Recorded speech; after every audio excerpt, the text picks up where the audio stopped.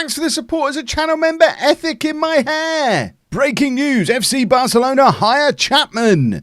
In a move which is sure to spark plenty of heated debate, probably in the comments section, Kevin Chapman has left FC Bayern to join Barcelona. Questions will be raised as to why Chapman made the decision to change jobs, because we want everything. But he'll face pressure to bring immediate success to Camp Nou, given his former employers and previous standing. Chapman rejected a new contract from FC Bayern and also rejected the offer from PSG, which makes me sound like a proper big shot. FC Bayern will now be looking for a new manager. FC Bayern will be... Would you do this? Imagine if this was on the radio, just saying FC Bayern over and over again. FC Bayern will be paid £9.75 million in compensation for Chapman. Chapman, who lists FC Bayern Munich and Tottenham Hotspur amongst his four previous employers, brings a wealth of knowledge and top-level experience to his new role. I mean, he's a current Champions League holder. He's just done an undefeated season. He's won the Europa League as well. Bundesliga champions. I wonder which one of these wonderful achievements they comment on in this breaking news report. Chapman was the subject of considerable criticism at England in 2028 following a humiliating UEFA European Championship exit at the hands of Ukraine, and will now be hoping for a better experience upon taking up a new position. I've genuinely become one of these Roy Hodgson style managers who everyone else in the world thinks is quite good, but everyone in England thinks is a joke. There's some unfinished business brewing here, methinks.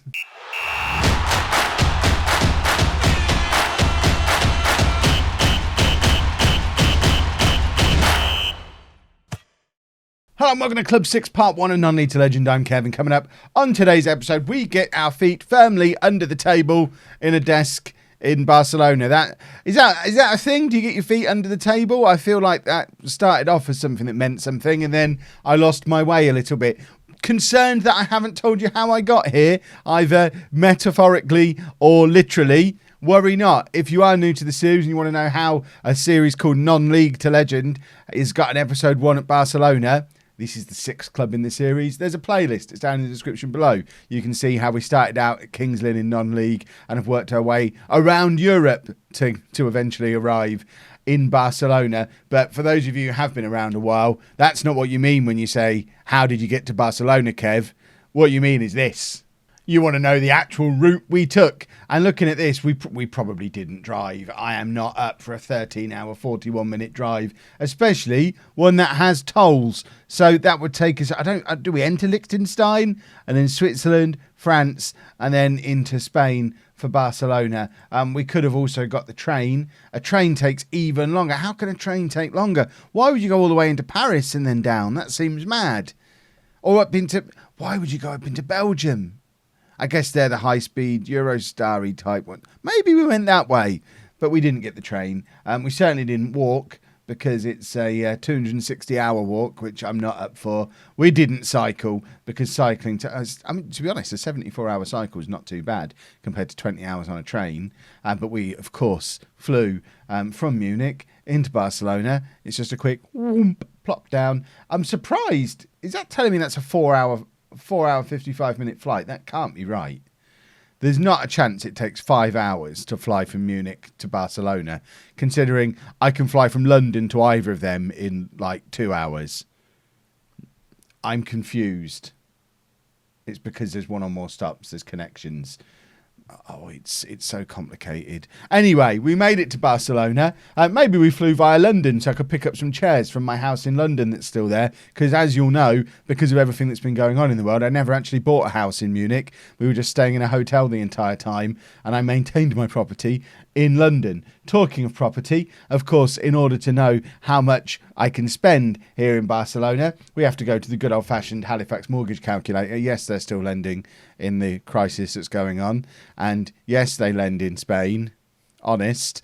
But with my new £8 million a year salary, I can afford to borrow up to £38 million, even with keeping my London property on, which was no more than about 20 million, I don't think. We can pretty much pick whatever we want in Spain, because looking at property in Barcelona and sorting it by highest price, the most expensive one we can find is £14 million.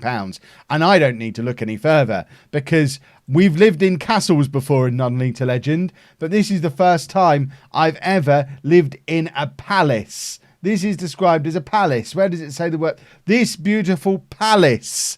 I'm going to live in a palace. Let's have a look at the 10 photo. It's only cost me 14 million euros.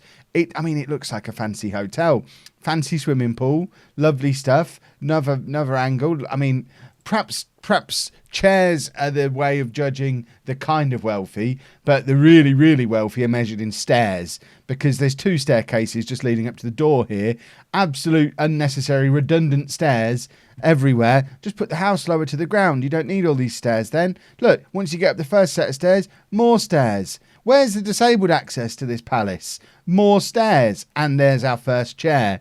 And another chair there. Unnecessary chairs. Ridiculously just unnecessary stairs everywhere.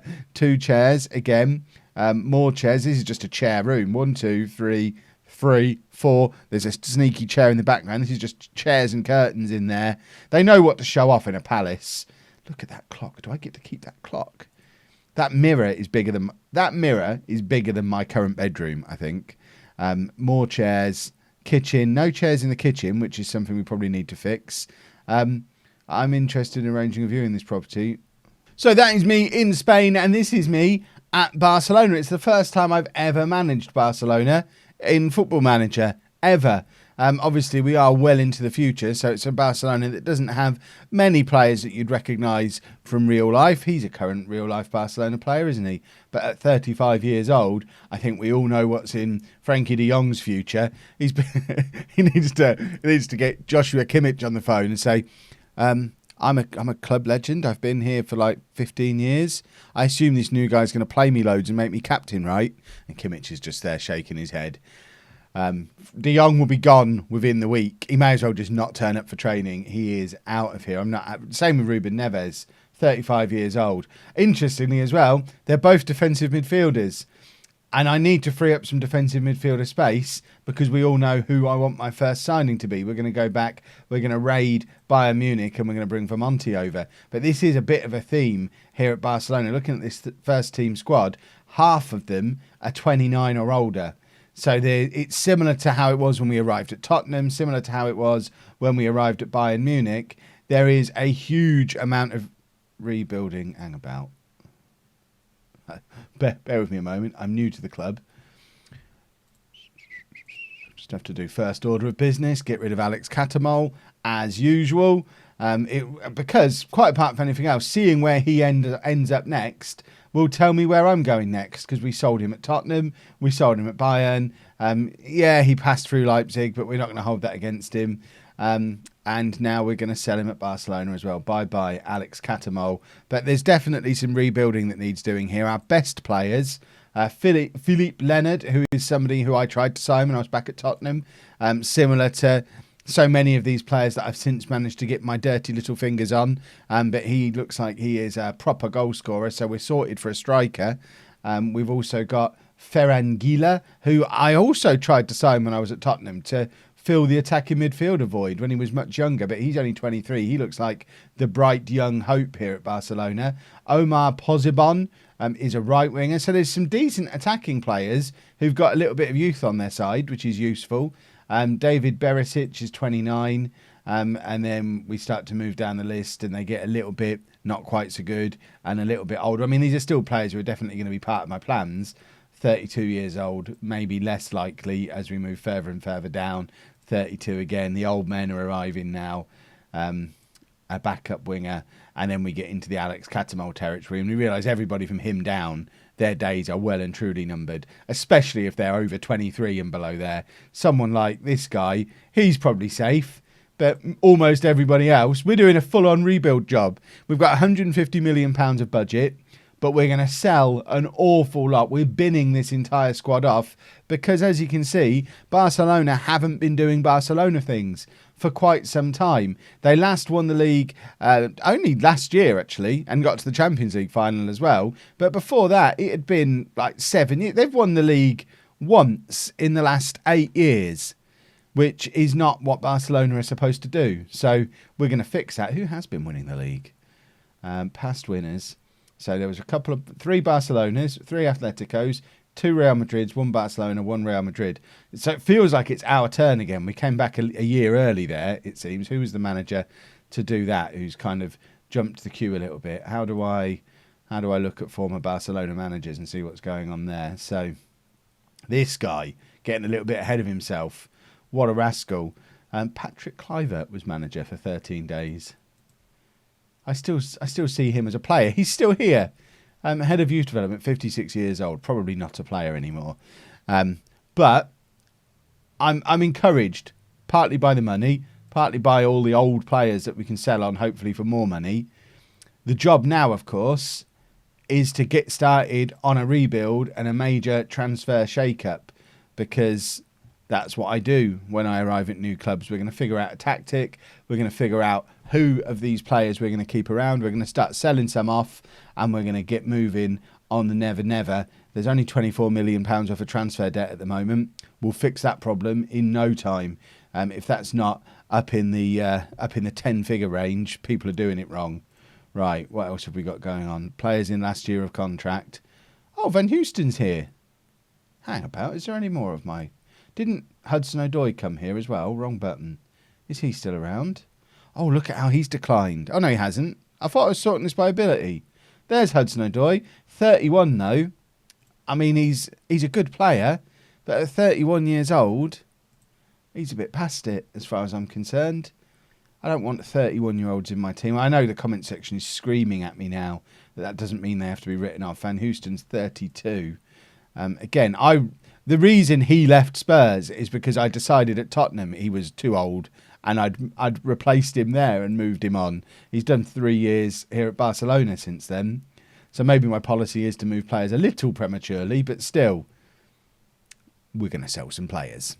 Right, having shuffled this pack into my preferred tactic when I was playing at Bayern Munich, it does seem that the two players I wanted to bring with me are players in positions we need to strengthen most, because we've got a good striker, we've got good wingers on either side, we've got good central midfielders, we could do with an improvement at defensive midfield, we've got good fullbacks, we could do with an improvement at centre-back, and maybe a better goalkeeper, but that's not really part of my bringing from Bayern Munich agenda at the moment. But Banfalvi and Vermonti fit into this perfectly and improve the entire team by doing so.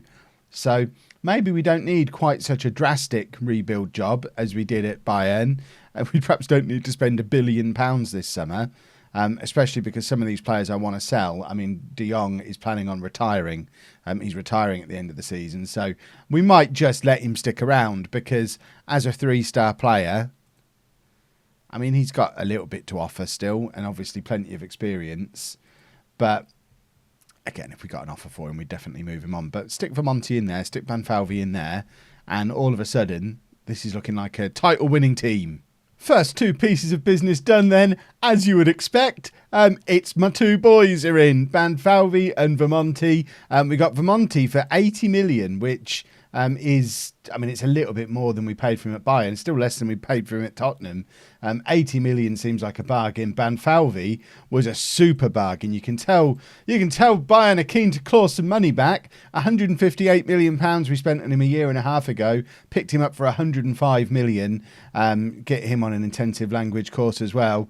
But getting those two in, oh my word, this is Van Houston. I mean, you're 30,000 years old or whatever you are. Yes, of course you've been replaced by Banfalvi again, but we've got those two in. This is your difference maker already starting to be put together. Banfalvi slotting in at the back there, Vermonti in front of him, and look at that, we've got some proper quality entering into this team now, and still a decent amount of money to spend as well. Catamol, interestingly, about to sign for Paris Saint-Germain. So if he really is mapping out my career a few years ahead of me, he'll end up as my assistant manager one day. It turns out he's just on an advanced scouting mission to check out new clubs for me, having made friends with him at the World Cup 10 years ago or whenever it was now. But he's going for like 56 million.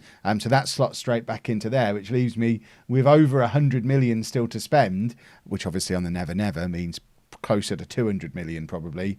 And looking at this, I'm thinking we could probably do with another centre-back to partner Banfalvi. We could maybe do with a goalkeeper, maybe a bit more depth in these areas, because we don't really have a backup to Leonard. We don't really have much in the way of wide backups. We don't have much. I mean, the midfield's a little bit stronger, but obviously Catamol's coming out of that. And I guess we have got the old men to back up Vermonti as well.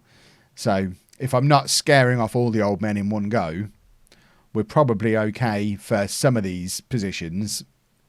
But I definitely think another striker is probably in order. Interestingly, if we have a look at my scouted players, which if we eventually get back through to them, obviously the first thing I did was send my scouts to go and look at both Bayern and Tottenham just to see how my previous players measure up to the current squad.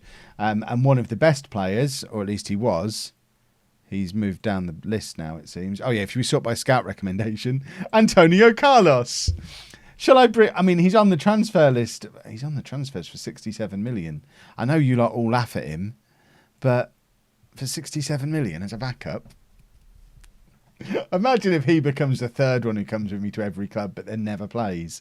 But right backs we don't really need. So as much as I liked that guy and tried to sign him for Spurs before Jair, and as much as we all liked Dombrowski, we don't really need Dombrowski. Gashi. So we don't really need... We don't need Gashi. We don't 100 million need Gashi, that's for sure. I kind of want another centre-back. Oh, Arjen Hendricks. Now, I've tried to sign him for both Tottenham and Bayern, and he's always wriggled away. But he would come in as our best central midfielder, and also weaken Inter, who, of course, are right up there as a team challenging for the Champions League. I don't think he'd be the worst signing in the world. And plus, he's Dutch. That basically makes him a Barcelona player already. Maybe we'll go for Arjen Hendricks to slot into that midfield, because if we then pop him in alongside Gila, who is going to be our more attacking option in there, can Hendricks play as like a box-to-box midfielder? If he can do that, then he's in. What do you want to be when you grow up? You're a Mezzala. He's kind of another quite attacking one, although he can play as defensive midfielder as well.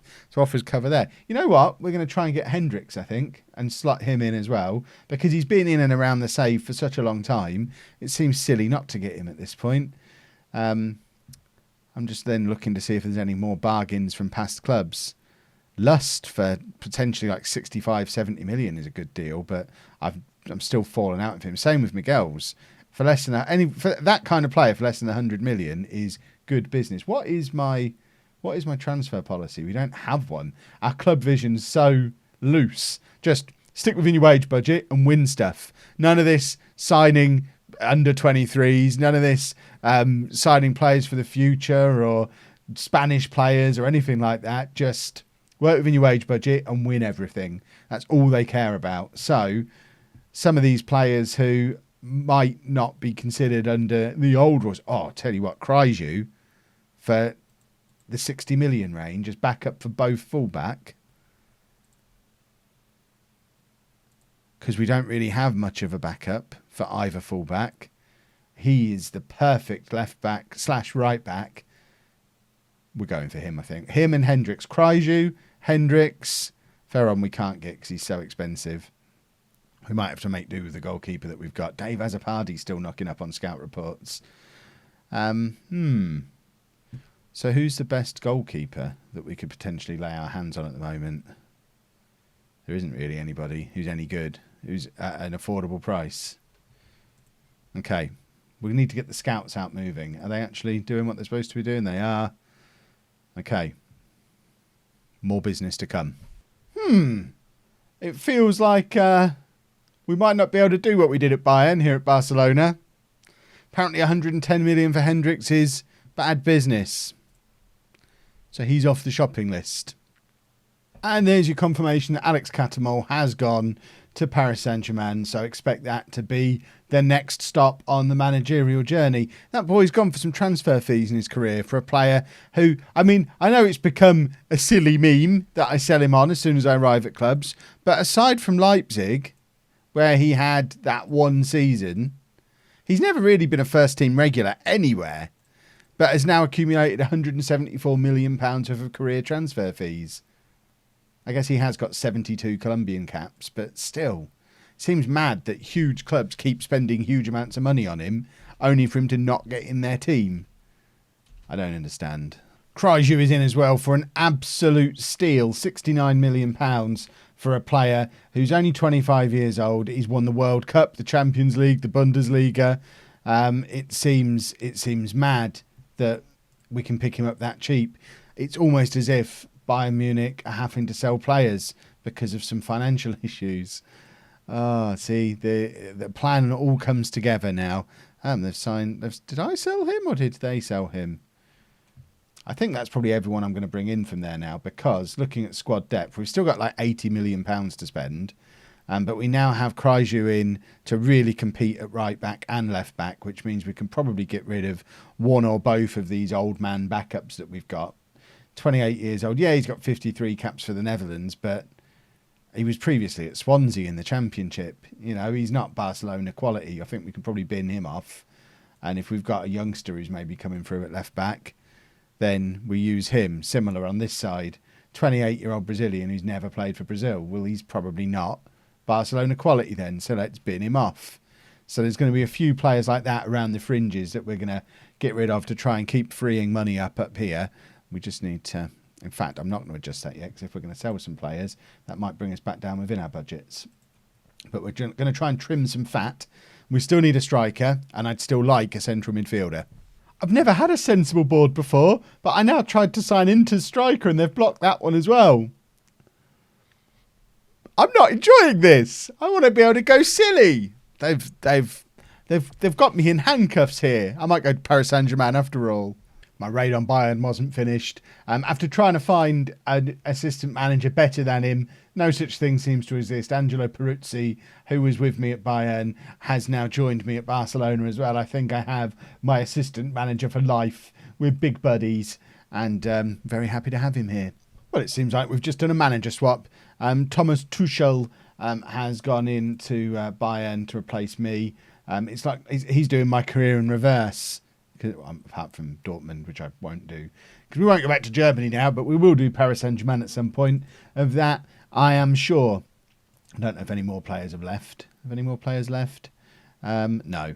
I've probably balanced their books by just taking those three off them, presumably. While we're looking at former clubs, though, let's just do a little bit of a check-in, because people always ask, and I always forget. So Tottenham, still managed by Allegri, still just the third best team in the Premier League, as you would expect. Barnsley are now managed by Scott Parker. Goodger's still there, still hovering around mid-table in the Premier League. The question is Marius Hegley still there? If he is, he'd surely be a regular player by now. It doesn't look like he is. Marcus Rashford is. A 34-year-old Marcus Rashford. Where's Hegley gone then? Marius Hegley is now at Watford. Where a £23.5 million move for Marius Hegley. That is a career that he's having as one of our channel members. Ryan Lawson was another channel member who left. He went to West Ham, so he's still there, valued at £7.5 million. He's been playing a couple of Premier League games as well, so he's still knocking around. Who else did we have at Tottenham as a channel member? I'm sure there were a couple knocking around in there. We should probably... In fact, if we search for stars, that's why I did that. No, that doesn't work. Who else did we have? Let's have a look at the released players list at Tottenham for the last couple of years. And just try and... There, Kieran Hodgkinson. I knew there was another one. So he is still at Spurs, in fact. Now, oh no, he's contracted to... He left Spurs, he's now gone to Leeds. So that's what Kieran Hodgkinson is up to. Because I haven't checked for goodness knows how long, we'll just check in with Kings Lynn as well, who last time I checked were back in non-league. They are, there we go, back in non-league. Did stay in League 2 for a long while, dropped down, went back up again, have now dropped down again. Presumably there's none of my players still there at this point, because it's a long time. A long, long time. Let's see if any of my players broke any records. There you go. Kendra Simmons, who I signed, is all-time leading goal scorer now. But he's now 31 years old and a free agent, having only just left, to be fair, and I signed him. So that's a good long career. And what did Alfie Payne end up doing? Looks like Alfie Payne retired age 28, having left Kings Lynn after nearly 300 games 4 years ago. He has now retired. I think that's everybody we're supposed to check up on. Let's get back to trying to build a Champions League winning team at Barcelona. People always ask if I worry about the staff.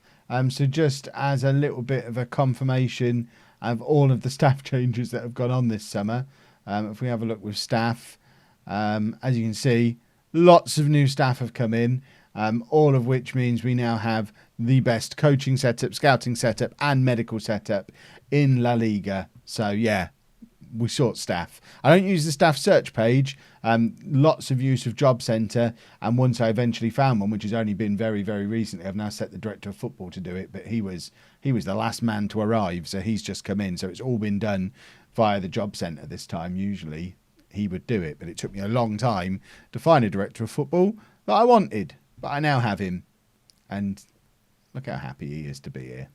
Well, after much scouring the world, I now have my second striker, Mauricio Correa. He's 24-year-old Colombian international, probably recommended by Alex Catamol, who's a striker who can play out on either wing, but that's not where we're going to use him. He's going to be competing with Philippe Leonard for the starting spot up front. World-class player at 24 years old, has been scoring bags of goals for Lyon for years, and hopefully continues to do the same for us. A sign of things to come, a young player. We like having young players coming in. I've signed a lot of old men. Well, not old men, but, Banfalvi and Vermonti are both 28, I think, and Krajew's 25. We've now got someone a little bit younger at 24 who's already an elite striker. Excellent stuff. And we're getting rid of that left back that we didn't want. He's off to Bournemouth. That's my director of football. That's the left back. He's off to Bournemouth for nearly £25 million, which is a crazy deal, really. And we've still got a little bit of money to spend. So if we go back, in fact, there's a few transfers on their way out. So there'll be a little bit more. Van Houston, the left back guy, and our backup attacking midfielder, plus the previous backup striker, João Felix, should all be on their way out. So there's going to probably be one or two more coming in. But if we have a look at our squad depth, we're now good at striker. I still want another central midfielder and maybe another centre-back and a goalkeeper and maybe some backup on either wing. So I don't think I'm going to get everything I want this summer. It's a little bit different from what it was like when I went into Bayern Munich. I've still spent £339 million so far, but it is just on the 4 players. And I think we probably need to have our perfect Barcelona team. I think we probably need another 3 or 4. And I don't think we're going to get them all now. So it might be an extra year on the job before we dominate the world. But dominate the world. Ooh, I could have signed him. No more signing players from old clubs now. Bad Kev. Look, I know he's old, but we wanted options on both wing. And I just said I couldn't buy everyone I wanted this summer. So I couldn't go out and buy a right winger and a left winger and a third choice striker. So this way I get another world-class option on the wing, on either side, up front. He's the best player still in all of those positions at the club. So it just seemed like a little bit of a no-brainer. For £45 million, he's done his time at Manchester City. Yes, he's old. Yes, we've got him on he's only in on a 2-year contract. He's got at least one good more year in him. And if we get one good year of him competing in all 3 of those positions, so we don't need to sign extra players, then sell him to someone in China for 20 million and bring in 2 more wingers next summer. I mean, it seems like a good signing to me. Kylian Mbappe has arrived in Barcelona, and there is still more business going on. Let's just make sure we get squad numbers and squad registration stuff assigned to make sure that he's in. We just did that, I think.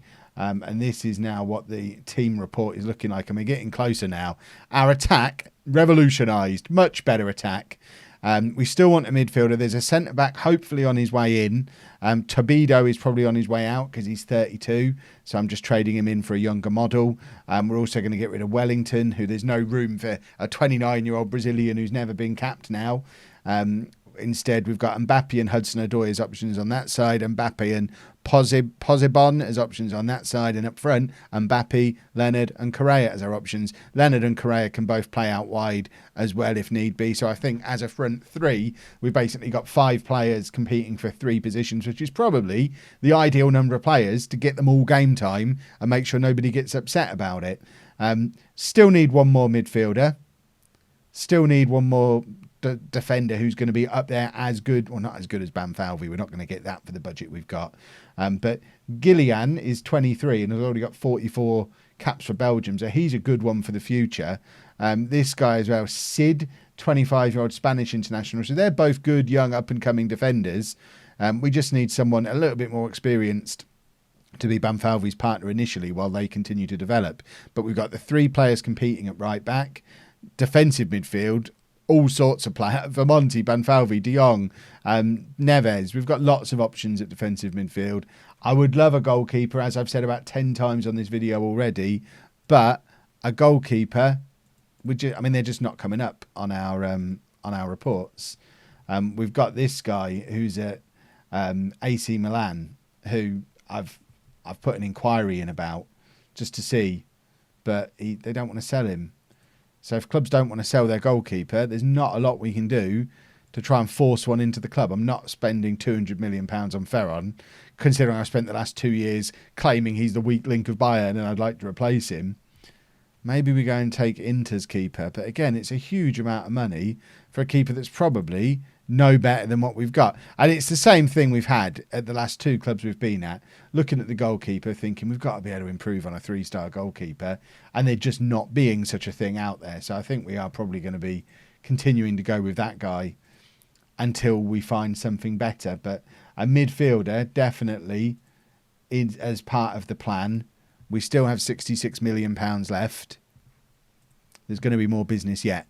In other news, we now have 7 players in the Dream 11, including the entire back 4, Kryju, Vermonti, which is a weird one, Messias, who's our left back, Banfalvi, who's a centre back. So that all needs shuffling around. Gila, who we'd play further forward, Vermonti should be there, and then Mbappe and Leonard both in there as well. Our 2 best players considered to be Banfalvi and Mbappe. We're favourites to win the league. This guy, best goalkeeper in the league, eh? At Real Madrid. Well, that means we're not going to sign him. I guess what we could do, actually, if I want to be a real rascal, I know it's not strictly how I normally do my transfers, but we could go to each of the major divisions and have a look at, this is the guy we wanted to sign when we were still in England, just have a look at the best goalkeeper in each division, give them a little bit of a scout, see if there's any chance of us signing them. But it's probably unlikely, especially because they're all ones we already know about that we either can't get, we've already had. Of course it was going to be him. Well, that plan doesn't work, does it? Best goalkeeper in France. Who's the best goalkeeper in France? Gabriel Fernando at Monaco. Let's give him a scout. You never know. We have our centre-back, Jonathan Paredes, 26-year-old Argentinian international, 3.5-star current ability, 4-star potential ability. He's not quite Banfalvi quality, but he's better than everything else that we had. Leading La Liga player, comes in from Schalke, previously Southampton, Atalanta. So he's been around a little bit, and now he's found his home here in Barcelona. And if we go back to team report again, you can see we are ever closer to finishing this squad. Todibo, is still on his way out. Luis Carlos is on his way out the door as well. The last piece of the puzzle is a central midfield player. We haven't left ourselves with a huge amount of money to do it, but we need to... How on earth has a Kettering player come up on my scout report? How good must he be for a player who's at Kettering to come up on my scout report? I think I just have to sign him, don't I? We're absolutely going to sign this guy because that's insanity.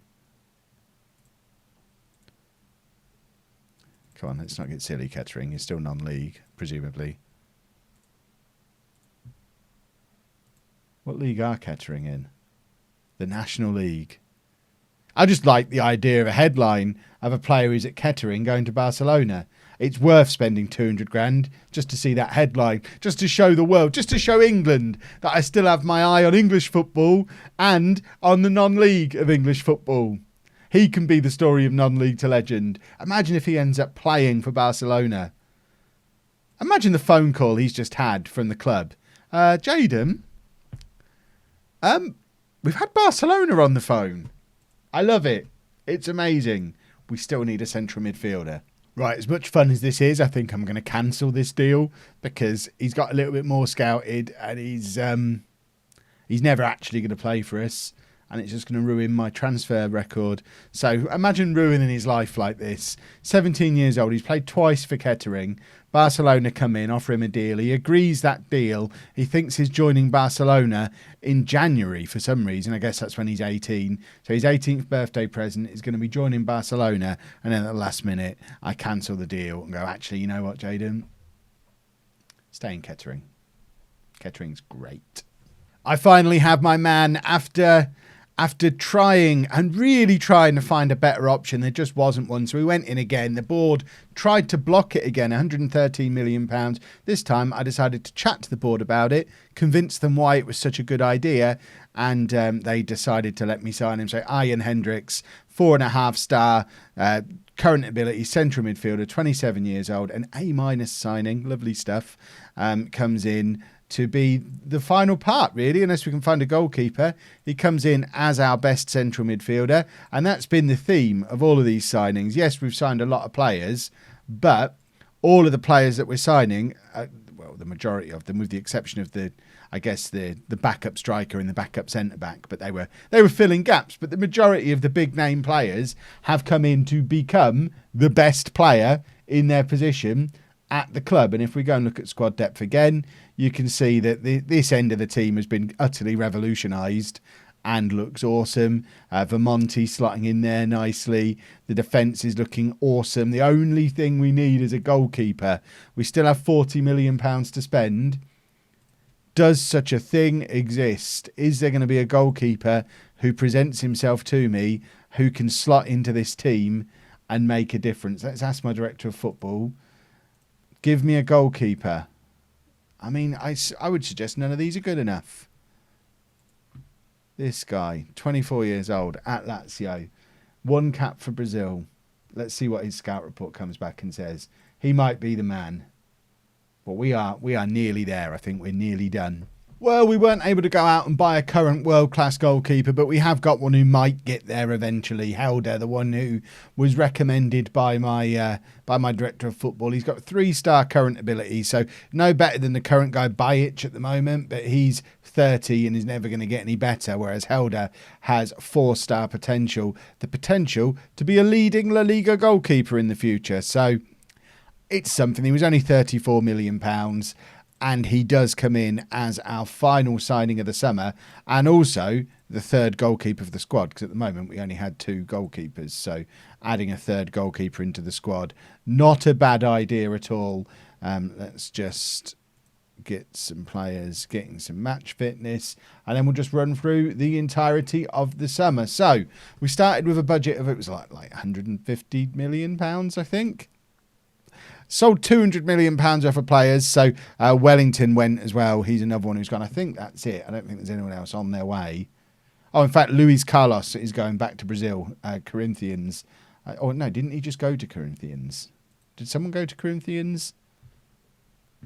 No, he's going to Corinthians. So there's going to be another 15 million or so added into that. So Catamol obviously leaving, Van Houston, another one of my former players, leaving, and then a bunch of fringe players and old men moving on. Ruben Neves went to Sevilla as part of the plan to bring Hendricks in, and then we've brought in Vermonti, Banfalvi, Krajju, all from Bayern, and obviously Vermonti and Banfalvi were with me at Spurs as well. New backup striker Correa, some kid called Kylian Mbappe who's going to provide us some good cover in all our attacking positions, a centre-back partner for Banfalvi, Ian Hendricks, who I've been chasing since I was at Spurs, and finally have my world-class midfielder, and then a new goalkeeper. I'm not even sure if he'll start yet, but he'll get there eventually. Helder comes in from Lazio. I know there's going to be some people upset that I spent £600 million when we only had a budget of 150, but remember, 200's come in, so it's not like I've given the club £500 million worth of transfer debt. I've given them £300 million worth of transfer debt. That's fine for a club the size of Barcelona, because I don't think much more needs adding to that squad now next year. Obviously, we'll get a better idea as the season goes on, and there's a few older players who will still need phasing out, notably Mbappe, so probably going to be on our eye, and Hudson-Odoi, to be fair. So wingers are probably going to be the order of business next summer, unless we decide to go back to the diamond we used at Tottenham for a while, because we've got some good strikers. Gila is an attacking midfielder by trade who can play in central midfield, and obviously we could maybe twist around into that if our central midfield starts to look awesome. But I think that's a squad that is now ready to compete both for La Liga and for the Champions League. And it's been a long time since Barcelona were the big club in Spain, and it's time to get back to it. And obviously they won the Champions League relatively recently because they beat Bayern in the final, but we're going to add to that number. How many have Real Madrid got? So Barcelona have 7. I mean, I'm not going to go and win the Champions League 10 times, but it is interesting to see how many have they got.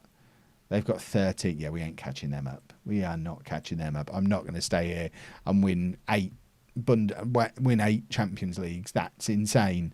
But I think we will win some stuff this year, and that's important. Just to finish things off, let's have a look at the Media Dream 11. So I always like to have a look. So interestingly, Hendrick's not forcing his way into the midfield, so it shows how good these two are, presumably. João Baptista is a winger and a left back. Why is he in central midfield? And Christoph Lucas plays for Real Madrid, and I guess he's a good player. Strangely, he's one of those. I don't think I've ever noticed him coming from my scout reports. Same with this guy. They're two players who, for whatever reason, never attracted the attention of my scouts, whereas everyone else has. But we've got the back 4, defensive midfielder, and front 2. And we're favourites to win the league. And plus, on top of all of that, the board are only looking for a title challenge and a Champions League semi-final. So I think we're in good shape to impress the board and hopefully win something this year. And we'll be playing our first couple of games as we try and push towards that tomorrow. If you've enjoyed that, please make sure you leave a nice big thumbs up on there for me. Subscribe to the channel for daily Football Manager videos. And thank you very much for watching.